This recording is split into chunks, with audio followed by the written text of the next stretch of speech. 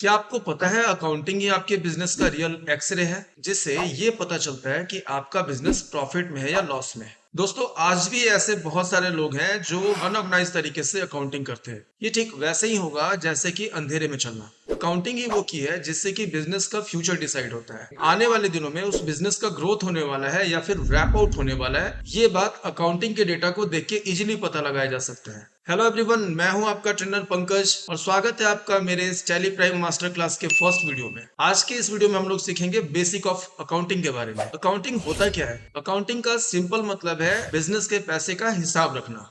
इस बात को थोड़ा और डिस्क्राइब किया जाए तो अकाउंटिंग हमारे बिजनेस के सभी ट्रांजैक्शंस को रिकॉर्ड करने से लेके रिपोर्ट बनाने तक का एक सिस्टमैटिक प्रोसेस है। इस सिस्टमैटिक प्रोसेस की शुरुआत होती है जर्नल एंट्री से, जिससे कि ट्रांजैक्शन को रिकॉर्ड किया जाता है और उसी जर्नल एंट्री के थ्रू आगे चल के लेजर पोस्टिंग होता है। तो सेकेंड स्टेज में हम लोग लेजर बनाने का काम करते हैं। फिर लेजर के आए हुए रिपोर्ट से ट्रायल बैलेंस बनाया जाता है और ट्रायल बैलेंस के बाद फाइनली रिपोर्टिंग पर्पज से फाइनल अकाउंट बनाया जाता है। इस फाइनल अकाउंट के अंदर trading account, profit and loss account and balance sheet create करते हैं। अब बात करते हैं अकाउंटिंग के कुछ इंपॉर्टेंट टर्म्स के बारे में। ये अकाउंटिंग के कुछ इंपॉर्टेंट वर्ड्स होते हैं जो आने वाले क्लासेस में फ्रीक्वेंटली यूज किए जाएंगे। इसमें सबसे पहले हम लोग बात करते हैं एसेट के बारे में। सिंपल वर्ड में बात करें तो एसेट हमारे बिजनेस के वो सारे रिसोर्सेज हैं जिनसे बिजनेस को फ्यूचर में बेनिफिट मिलने वाला होता है। For example cash, building, furniture, machineries और फिर कस्टमर से मिलने वाला वो पैसा जिसको अकाउंटिंग में डेटर के नाम से भी जानते हैं,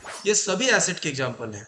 अब बात करते हैं सेकेंड अकाउंटिंग टर्म लायबिलिटी के बारे में। लायबिलिटी का मतलब है बिजनेस की वो सारी जिम्मेदारियां जो फ्यूचर में पेबल है। सपोज बिजनेस ने किसी से लोन लिया है और वो लोन अभी पे करना बाकी भी है, तो ये लोन उस बिजनेस के लिए लायबिलिटी कहा जाएगा। इसके अलावा सैलरी और रेंट जो भी पे करना बाकी है वो भी लायबिलिटी होगा। या फिर बिजनेस के सप्लायर को पे करने वाला पैसा जिसको अकाउंटिंग में क्रेडिटर के नाम से भी जानते हैं, ये सभी लायबिलिटीज के एग्जांपल हैं। अब बात करते हैं थर्ड अकाउंटिंग टर्म इनकम के बारे में। बिजनेस को जो पैसा उसके काम करने से मिलता है उसी को बिजनेस का इनकम कहते हैं। ये पैसा प्रोडक्ट और सर्विस को सेल करने से होता है या फिर इंटरेस्ट, कमीशन, रेंट जैसे सोर्सेज से भी हो सकता है। फॉर एग्जाम्पल, अगर एक शॉप ने सेल किया प्रोडक्ट 50,000 का, तो ये उसका इनकम है। उसके बाद मान लेते हैं कि ये पैसा बिजनेस ने बैंक में डिपॉजिट कराया और बैंक उस डिपॉजिट पे उसे 2,000 का इंटरेस्ट पे कर रही है, तो ये 2,000 भी इस बिजनेस के लिए एक दूसरा इनकम माना जाएगा।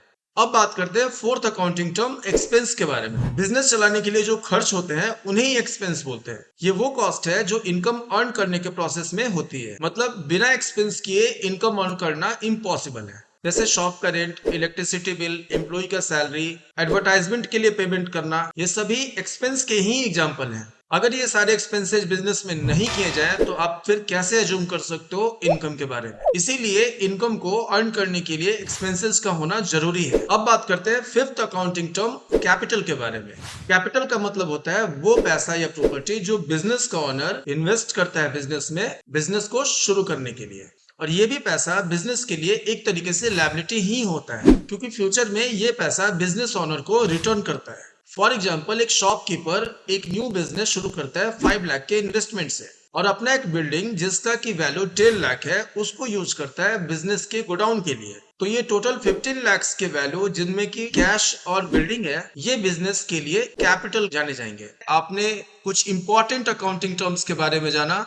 एसेट, एक्सपेंस, इनकम, लायबिलिटी और कैपिटल, ये क्या होते हैं और आगे चल के इन्हीं सारे वर्ड्स को हम लोग और ज्यादा डिटेल में यूज करने वाले हैं। तो ये बेसिक क्लास बहुत ही इंपॉर्टेंट था। काइंडली आप इसको और ज्यादा अच्छे से समझो, जिससे कि फ्यूचर में आपको ट्रांजैक्शन रिकॉर्ड करने में कोई डिफिकल्टीज नहीं हो। अगले वीडियोस में हम लोग सीखेंगे कि बिजनेस के ट्रांजैक्शंस को बुक्स ऑफ अकाउंट में मेंटेन कैसे करते हैं। तो फिर मिलते हैं नेक्स्ट वीडियो में।